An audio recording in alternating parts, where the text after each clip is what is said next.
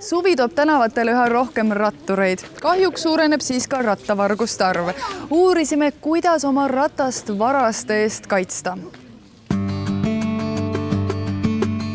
Suvi toob välja jalgratturid, aga paraku ka vargad.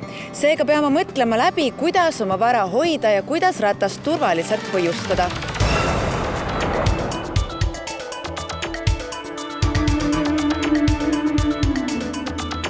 Käesoleva aasta esimese 5 kuuga on Tallinnas varastatud juba 126 jalgratast. Seejuures võetakse võõraid rattaid kõige tihedamini avalikest kohtadest, aga ka kodumaja keldritest ja trepikodadest.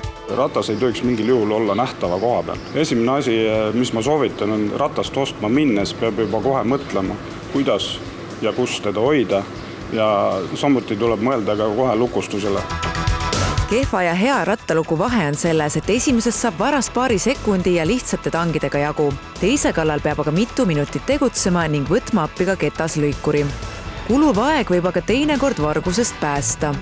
Tulin õhtul koju, jätsin rattamaja ette, aga panin lukku ja läksin tuppa ja jäin toas magama ja magasin hommikuni välja. Ja siis hommikul öeldi mulle, et naaber oli öelnud, et ta nägi pealt, et keegi üritas mu ratast varastada. Ratas oli täitsa alles, et mind päästis lukk, mis oli suht kallis, 85 €.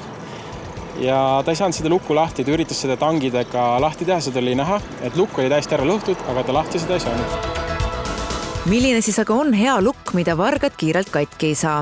Rusikareegel on see, et rattalukk võiks maksta 10% ratta hinnast. No ma saan aru, et rattalukul ja rattalukul ikkagi on vahe. Milline on siis selline hea, tugev rattalukk ja millest see oleneb, millist valida üldse? Kõige parem rattalukk võiks olla ikkagi lülilukk, ta on hea tugev, on olemas muidu võtmega, nagu meil siin, ja osadel firmadel on ka siis koodiga. Kõige ebaturvalisem on selline trosslukk.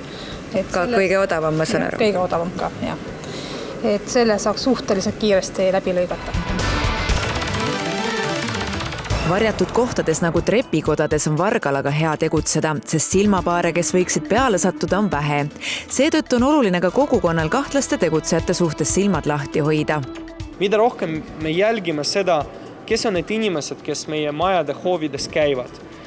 Kas me teame neid inimesi, kas meil on kindlus, et me hoolime sellest ruumist, mis meie ümber asub, seda vähem on vandalitsemist ja tegelikult lõppkokkuvõttes seda vähem on ka rattavarguseid. Uue ratta puhul tasub pildistada üles raaminumber, et ratast oleks kadumisel võimalik tuvastada. Rattanumbrit saab kliendikaardi alusel hiljem ka poest järgi küsida. Seejärel tuleks politsei kodulehte jälgida, sest leitud rataste pildid pannakse sinna ülesse. Politsei palub ka inimeste abi rattavaraste tuvastamisel. Antud videol vahetavad meesterahvad oma vana ratta uue vastu välja. Kõigil, kes isikud ära tunnevad, palutakse võtta ühendust politseiga numbril 6124 252.